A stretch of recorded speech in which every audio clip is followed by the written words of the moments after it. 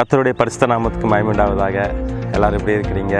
இன்றைக்கி நம்ம வார்த்தையோட தினம் என்ற டீம் ஒரு மலைக்கு வந்திருக்கிறோம். திருநெல்வேலியில் இருக்கிற ரெட்டியார்பட்டி என்ற மலையிலேருந்து இன்றைக்கு வார்த்தையை சொல்கிறோம். வேதத்தில் ஒரு வாலிபரை குறித்து நம்ம பார்க்க போகிறோம். அவர் இப்படி தான் நல்லா புறக்கணிக்கப்பட்ட ஒரு மனுஷன், மலையிலையும் காடுகள்லையும் ஃப்ரெண்ட்ஸோடு தெரிஞ்சுக்கிட்டு இருக்கிற ஒரு மனுஷனை தேவன் எப்படி பயன்படுத்தினார், திக்கற்ற பிள்ளைக்கு எப்படி தேவன் கூட இருந்து பயன்படுத்தினார்னு நம்ம பார்ப்போம். கர்த்தருடைய வார்த்தைக்கு நேராக நம்ம கடந்து செல்லலாம்.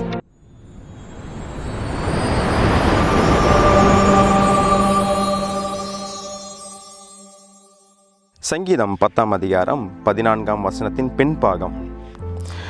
திக்கற்ற பிள்ளைகளுக்கு சகாயர் நீரே. பாருங்க, வசனம் தெளிவாக சொல்லுகிறது, திக்கற்ற பிள்ளைங்களுக்கு சகாயர் நம் தேவன் தான். ஒருவேளை இன்றைக்கி அப்பா அம்மா இல்லாமல் நீங்கள் இருக்கிறீங்களா, ஒரு ஃபாதர்லெஸ் சைல்டாக இருக்கிறீங்களா, யாருமே எனக்கு இந்த உலகத்தில் உதவியே இல்லையே, எனக்கு உண்மையிலே யாராச்சும் ஒருத்தங்க இருந்தால் நலமாக இருக்கும், ஆனால் அதை போல் நீங்கள் ஃபீல் பண்ணிங்கன்னா வசனம் இன்றைக்கி சொல்லுகிறது, திக்கற்ற பிள்ளைகளுக்கு சகாயர் என் தேவன். இன்னொரு வசனம் நம்ம பார்ப்போம். சங்கீதம் 54ஆம் அதிகாரம் 4ஆம் வசனம். இதோ தேவன் எனக்கு சகாயர், ஆண்டவர் என் ஆத்துமாவை ஆதரிக்கிறவளோடு இருக்கிறார். பாருங்க, தேவன் எனக்கு சகாயர். இந்த ஹெல்ப்பர், இந்த சகாயர்னு ஒரு வார்த்தை இருக்குல்ல, இது ஹீப்ரு பதத்தில் எப்படி சொல்கிறாங்கன்னா அசார் அப்படின்னு சொல்கிறாங்க. AZAR, அசார். அசார்னா நம்பிக்கை இல்லாத இடத்துல தேவன் ஒரு நம்பிக்கை கொடுத்து ஒரு ஆதரிக்கிறாராக இருக்கிறார். நம்ம ஆண்டவரை தேடும் போதும் நிச்சயமாக அவர் நம்மளுக்கு உதவி செய்ய வல்லமையுள்ள தேவனாக அவர் இருக்கிறார். இதே இந்த சங்கீதம் 10ஆம் அதிகாரத்தில் 1ஆம் வசனத்தில் தாவீது எப்படி சொல்றார் நம்ம பார்ப்போம். கர்த்தாவே, ஏன் தூரத்தில் நிற்கிறீர்? துன்பம் நேரிடுகிற சமயங்களில் நீர் ஏன் மறைந்திருக்கிறீர்? தாவீது ராஜா சொல்றாரு, ஏன் ஆண்டவரே நீங்க தூரத்தில் இருக்கீங்க, எனக்கு ஒரு உதவி தேவை. Easiest question to ask God why, but hardest to answer. ரொம்ப ஈஸியாக நம்ம கேட்டுடலாம், ஏன் ஆண்டவரே. இன்றைக்கி நிறைய பேர் அப்படி தானே கேட்டுருக்குறோம். என்னுடைய வாழ்க்கையிலையும் நிறைய சமயங்களில் ஏன் ஆண்டவரே, why Lord, why me oh Lord அப்படின்ட்டு. ஆனால் பாருங்கள், ஆண்டவர் மறைந்திருக்கிற மாதிரி தான் ஒரு சூழ்நிலை இருக்கும். ஆனால் ஆண்டவர் அவர் மறைந்திருக்கவில்லைங்க. அவர் ஹீ இஸ் வாட்சிங். அவர் நம்மளை பார்த்து கொண்டு இருக்கிறார். வேதத்தில் யோபு, எரேமியா, எசேக்கியா, எசாயா போன்ற நிறைய பேர், தாவீது, நிறைய பேர் வாழ்க்கையில் ஏன்ற கேள்வி இருந்துச்சு. ஆனால் அவங்க வாழ்க்கையில் எல்லாம் நலமாக தேவன் முடித்தார். இன்றைக்கு ஒரு வாலிபர் நம்ம பார்ப்போம். வேதத்தில் ஒரு வாலிபர் நம்ம பார்ப்போம். அவர் பேர் எப்தா. நம்ம பார்ப்போமா? நியாயாதிபதிகள் 11ஆம் அதிகாரம் 1 முதல் 3. கீலியோத்தியனான எப்தா பலத்த பராக்கிரமசாலியாயிருந்தான். அவன் பரஸ்திரியின் குமாரன் கீலியாத் அவனை பெற்றான். கீலியாத்தின் மனைவியும் அவனுக்கு குமாரர்களை பெற்றாள். அவன் மனைவி பெற்ற குமாரர் பெரியவர்களான பின்பு அவர்கள் எப்தாவை நோக்கி, உனக்கு எங்கள் தகப்பன் வீட்டிலே சுதந்திரம் இல்லை, நீ அந்நிய ஸ்திரீயின் மகன் என்று சொல்லி அவனை துரத்தினார்கள். அப்பொழுது எப்தா தன் சகோதரரை விட்டு ஓடிப்போய் தோப் தேசத்திலே குடியிருந்தான். வீணரான மனுஷர் எப்தாவோடே கூடிக்கொண்டு அவனோட கூட யுத்தத்திற்கு போவார்கள். பிரியமானவர்களே, இன்றைக்கு எப்தாவை குறித்து நம்ம பார்க்க போகிறோம். எப்தா ஒரு குடும்பத்தில் இருக்கிறாப்புல. ஆனால் பார்த்திங்கன்னா அந்நிய ஸ்திரீயில் அவங்க தகப்பன் சேர்ந்தனால அவங்க சகோதரர் எல்லாரும் அவனை புறக்கணிக்கிறாங்க. வீட்டை விட்டே நீ வேற ஒரு தாய்க்கு நீ பிறந்தவன், அதனால நீ கிடையாது, நீ என் குடும்பத்தில் கிடையாது, நீங்கள் எங்கள் சொந்தம் கிடையாதுன்னு சொல்லிட்டு ஊரை விட்டே தள்ளி விடுறாங்க. பாருங்கள், குடும்பத்தார் மட்டும் கிடையாது, அந்த ஊரே அவனை என்ன பண்ணுது, ஊரில் இருக்கிற ஜனங்கள் எல்லாரும் அவனை அந்த ஊரை விட்டே துரத்திருந்தாங்க. அப்பேற்பட்ட ஒரு சூழ்நிலை. எப்தானா வசனம் சொல்லுகிறது, எப்தா என்றால் காட் வில் ஓப்பன், கர்த்தர் திறப்பார். ஆனால் இவன் வாழ்க்கையில் எல்லாமே அடைக்கப்பட்ட ஒரு சூழ்நிலையாக இருக்குது. நான் பேர் பாருங்கள், பேருக்கு அர்த்தம் என்னது? கர்த்தர் திறப்பார், காட் வில் ஓப்பன். ஆனால் இவனுடைய வாழ்க்கையில் எல்லாமே ஒரு அடைக்கப்பட்ட ஒரு சூழ்நிலையாக இருக்கிறது. இன்றைக்கி நம்ம வாழ்க்கையில் ஏன் ஆண்டவரே எல்லா காரியங்களும் அடைக்கப்பட்டிருக்குது, ஒரு கதவு கூட திறக்கலையே. இன்றைக்கி ஆண்டவர் சொல்கிறாரு, அடைக்கப்பட்ட கதவுகள் எல்லாம் திறக்கும். அவனுடைய வார்த்தைக்கு ஏற்றாற்போல் ஆண்டவர் ஒரு காரியம் பண்ணுறாரு பாருங்கள்.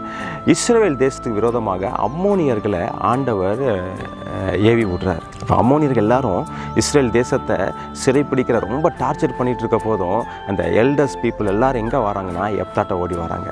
he is doing something behind the scenes. அப்படி தானே? அவர் நம்மளுக்காக நிறைய காரியங்கள் அவர் செய்கிறாரு. என் பையனையாக நீங்கள் துரத்தி விட்டீங்க பாருங்கள், அவனை தான் உங்களுக்கு நான் லீடராக வைப்பேன் பாருங்கள். இன்றைக்கி ஒருவேளை நீங்கள் துரத்தி விடப்பட்ட ஒரு நிலைமையில் இருக்கலாம். ஆனால் கர்த்தர் பாருங்கள், எங்கே நீங்கள் துரத்தி விடப்பட்டீங்களோ, எங்கே நீங்கள் அவமானப்பட்டீங்களோ, எங்கே நீங்கள் துக்கப்பட்டு உங்களை மனக்லேசமாக்குனாங்களோ, அதே இடத்துல தேவன் உயர்ந்த அடைக்கலத்தில் அதே இடத்துல தேவன் நிச்சயமாக வைப்பார். ஹல்லேலூயா. இன்றைக்கு பார்ப்போம் ஆண்டவர் எப்படி எப்தா வாழ்க்கையில் செய்கிறார் என்று. நியாயாதிபதிகள் 11ஆம் அதிகாரம் 6-7. எப்தாவை நோக்கி, நீ நாங்கள் அம்மோன் புத்திரரோடு யுத்தம் பண்ண எங்கள் சேனாதிபதியாக இருக்க வேண்டும் என்றார்கள். அதற்கு எப்தா கிலியாத்தியன் மூப்பரை பார்த்து, நீங்கள் அல்லவா என்னை பகைத்து என் தகப்பன் வீட்டிலிருந்து என்னை துரத்தினவர்கள். இப்பொழுது உங்களுக்கு ஆபத்து நேரிட்டிருக்கிற சமயத்தில் நீங்கள் என்னிடத்தில் ஏன் வருகிறீர்கள் என்றான். யார் துரத்துனாங்களோ அவங்க நேராக எப்தாட்ட வராங்க.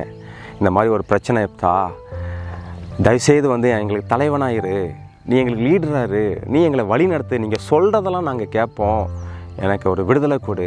பாருங்கள், ஆண்டவர் அடைக்கப்பட்ட எப்தாவுடைய வாழ்க்கையில் ஒரு திறந்த வாசலை தேவன் வைத்திருந்தார். இன்றைக்கு பிரியமானவர்களே, இன்றைக்கு உங்களுடைய வாழ்க்கை அடைக்கப்பட்ட ஒரு சூழ்நிலை இருந்துச்சுன்னா நிச்சயமாக கர்த்தர் அதை தரப்பார். பாருங்கள், எப்தாட்ட ஒரு நல்ல காரியம் இருந்துச்சு. அந்த காரியம் இன்றைக்கி நம்மகிட்ட இருக்குதான்னு பார்ப்போமா?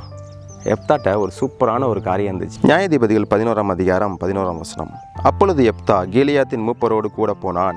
ஜனங்கள் அவனை தங்கள் மேல் தலைவனும் சேனாதிபதியுமாக வைத்தார்கள். எப்தா தன் காரியங்கள் எல்லாம் மிஸ்பாவிலே கர்த்தருடைய சன்னதியிலே சொன்னான். பாருங்க, எப்தாட்ட ஒரு நல்ல குணம் இருந்துச்சு.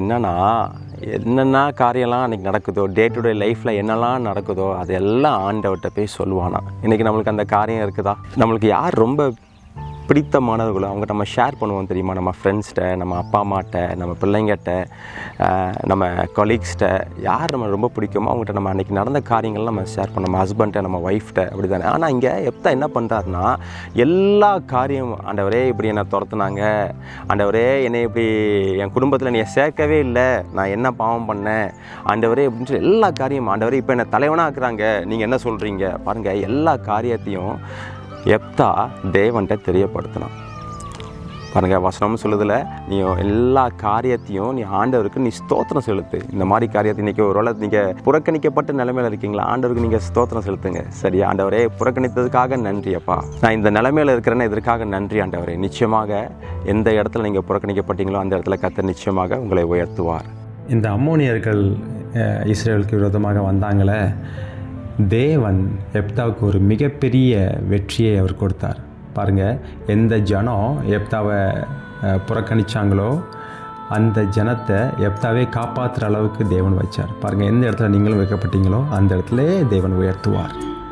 நான் விசுவாசிக்கிறேன் இந்த வார்த்தை உங்களோடு, உங்கள் ஆத்மாவோடு பேசிச்சு என்று. அப்படி என்றால் நிச்சயமாக உங்கள் ஃப்ரெண்ட்ஸ்கிட்ட, ரிலேட்டிவ்ஸ்கிட்ட நீங்கள் ஷேர் பண்ணுங்கள்.